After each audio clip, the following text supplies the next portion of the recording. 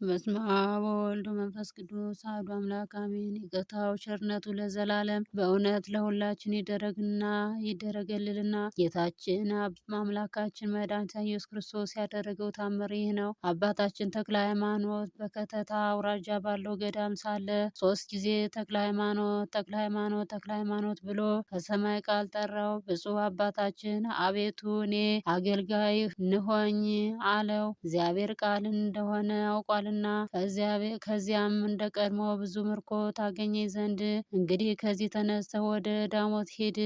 ብዙዎችን ሰዎች ከአምልኮ ጣዖት ወደ አምልኮተ እግዚአብሔር ትመልሳቸዋለህና አለው። በዚህም ባለበት ቦታ በመንፈስ ቅዱስ የሚወለደው በልጅ በታዲዎስ እጅ ታላቅ ገዳም ይሰራል። ከጥቂት ቀንም በኋላ ወደ አባትህ ትመለስና የተጋደልክ በሰራከው ስለ ፍጹም ድካም በዚሁ ቦታ ሴቶችም ወንዶችም ልጆች ይባዛሉ ብሎ የሚናገረው ቃል ዝም አለ። አባታችን ተክለ ሃይማኖትም በመዋለ ጾሙን ከፈጸመ በኋላ ወደ ሀገር ገብቶት የከተታን አውራጃ ሰዎች ሁሉ ሰበሰበ።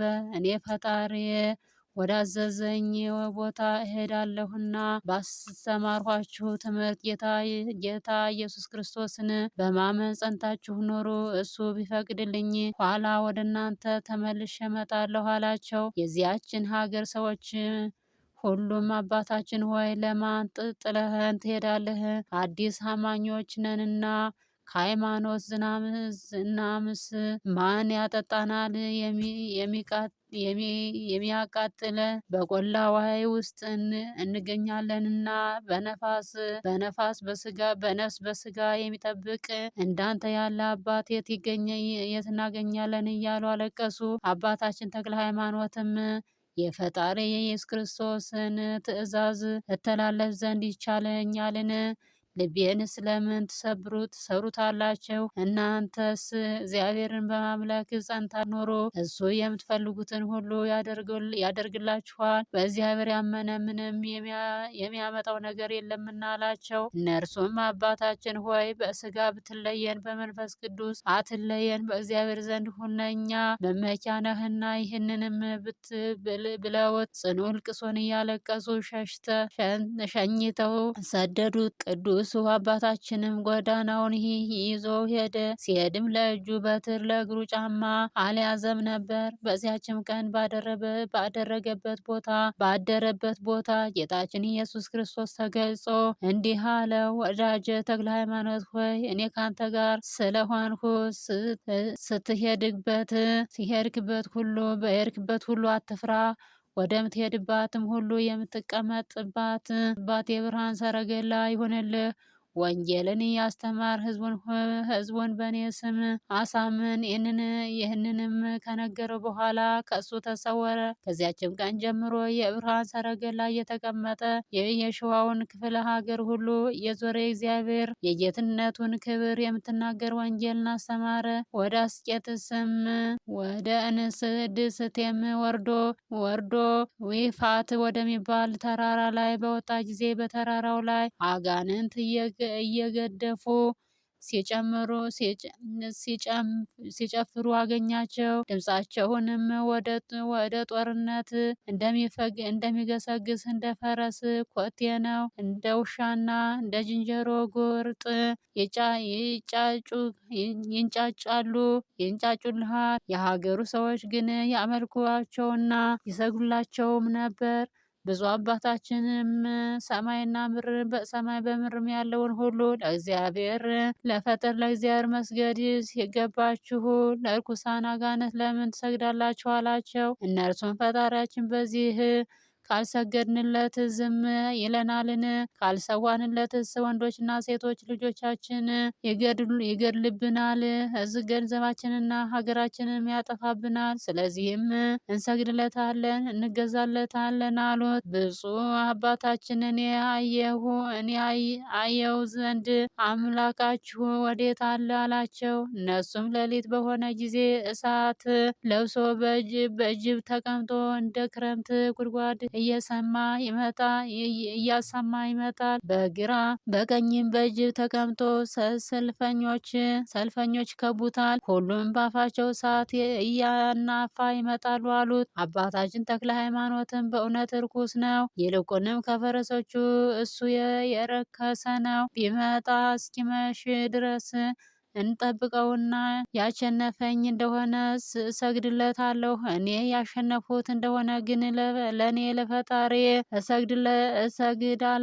ትሰግዳላችሁን አላቸው። እነሱም አዎን፣ አንተ ካሸነፍከው ለአንተ አምላክ እንሰግዳለን አሉት። በመሸም ጊዜ ከቶ ግርማ የሌለው ይህን ጋኔን እንደ ልማዱ በሚያስፈራ ግርማ መጣ። አባታችን ተክለ ሃይማኖት ግን በመስቀል ስላማተበበት ጋኔኑ ከተቀመጠበት ጅብ ላይ ወደቀና እንደ ጢስ ተኖ ጠፋ።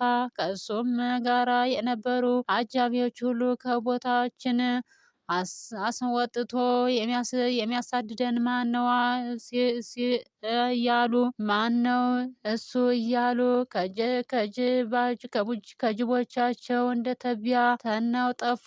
የአገሩም ሰዎች ሁሉ ይህን ባዩ ጊዜ አምላክስ በእውነት ሁሉን የሚያሸንፍ ኃያል አምላክ ነው እያሉ ደንግጠው ከአባታችን እግር ስር ወደቁ። ብፁዕ አባታችን መልሶ ከእንግዲህ አትፍሩ፣ እግዚአብሔር አብ ለባህሪ ልጁ ለኢየሱስ ክርስቶስ ለባህሪ ሕይወቱ ለመንፈስ ቅዱስ ስገዱ። እርሱ ሁላችሁንም ወደ እሱ እስክትመለሱ ድረስ ከእናንተ ማንም ማን ሊያጠፋ አይፈልግምና አላቸው። ከዚያም ለእሱ ብቻ በመገዛት ሰገዱለት፣ በእውነትም አምልኩት። እሱ ብቻ የፍጥረቱ ሁሉ ፈጣሪ በመሆኑ በሰማይም በምድርም በባህርም በቀላያትም ከእሱ በቀር ሌላ አምላክ የለም። እሱ ይገድላል፣ ያድናል። እሱ ያደከያል፣ ያበለጽጋል።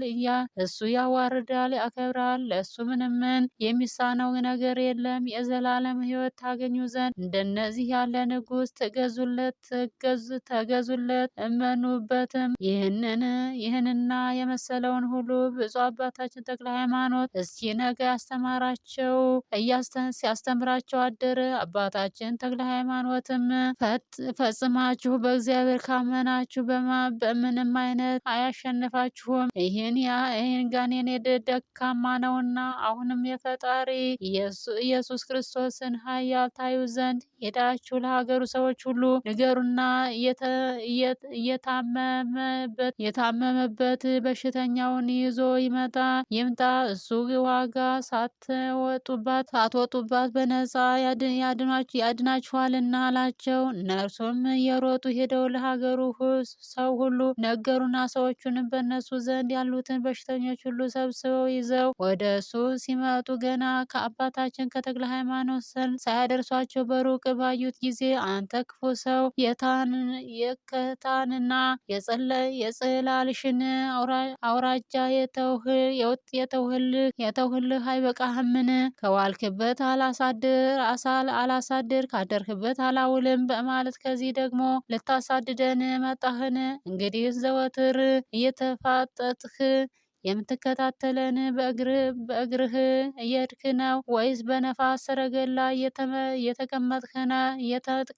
አንተ እኮ የምሸሽበት አጣን። አሁንም መከራ አታጽናብን፣ እኛም በፈቃዳችን እንሄዳለን በማለት በሰዎቹ ላይ ያደሩት አጋንንት ጮሁ።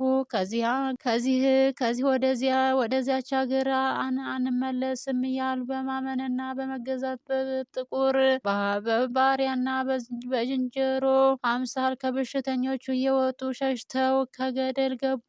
እውራንና በሽተኞችም ሁሉ ዳኑ። በዚያችም የነበሩ ሰዎች ሁሉ ጌታችን አምላካችን መድኃኒታችን ኢየሱስ ክርስቶስ ከርሰስ አገልጋዩ በተክለ ሃይማኖት እጅ ያደርገውን ታምር ተመልክተው ፈጽመው እያደነቁ አባታችን ሆይ በረከትን እንቀበል ዘንድ ባርከን እያሉ ከተክለ ሃይማኖት እግር ስር ወደቁ። ብፁዕ አባታችን ተክለ ሃይማኖትም እኔስ በፈጣሪ በኢየሱስ ክርስቶስ አምኛለሁ፣ ሳትጠመቁ ብትጠነቀቁ በረከትን አልሰጣችሁም። እናንተ አስቀድሞ የአጋንንት ወገን ነበራችሁና አላቸው። የሀገሩ ሰዎችና ከበሽተኞችም ዳኑት ሁሉ አባታችን ሆይ ያዘዝከንን ሁሉ እናደርጋለን አሉ። ብፁዕ አባታችን በእግዚአብሔር ታመኑ፣ በስሙም ተጠመቁ ዘንድ አዛችኋለሁ አላቸው። እነርሱም ተነስተህ አጥምቀን አሉትና በአብ በወልድ በመንፈስ ቅዱስ ስም አጠመቃቸው። ይቅርታውና ቸርነቱ ለዘላለም በእውነት ለሁላችን ይደረግልን ለዘላለሙ አሜን። ጌታ ሆይ ከብልጽግናቸው ብዛት የተነሳ ብዙ መባ ካስገቡት ይልቅ የዳይቱን አነስተኛ መባ እንደተቀበል ለሁል ጊዜ የሚያገለግሉህ እልፍ አላፍ መላእክትን እያሳሰቡ በችግሬ ጊዜ የማቀርብልን ምስጋና ተቀበል። እናንተም ቅዱሳን ነቢያት፣ የወንጌል ሰባኪያን ሐዋርያት፣ ሰማዕታትና ጻድቃን፣ ትጉሃን መላእክት፣ ፍጹማን ደናግል እንዲሁም ደጋጎች መነኮሳት ወይ ልጅ አዋቂ ሳትለይ የምንሰበሰብባትን የጉባኤ ቦታ ባርኩ። ይህንንም መጽሐፍ ወረቀት አዘጋጅቶ ብራና ደምጾ የጻፈውንና ያጻፈው ከግዕዝ ወደ አማርኛ የተረጎመው ቃለ ንባቡን በእርጋታ መንፈስና በተመስጦ ሕሊና ያዳመጠ በደለኛን ሁሉ የምታስምር የጌታ እናቱ በማርያም ጸሎት ኢየሱስ ክርስቶስ በአንድነት ይማረን። ኢየሱስ ክርስቶስ በአንድነት ይማረን። ኢየሱስ ክርስቶስ በአንድነት ይማረን ለዘላለሙ አሜን።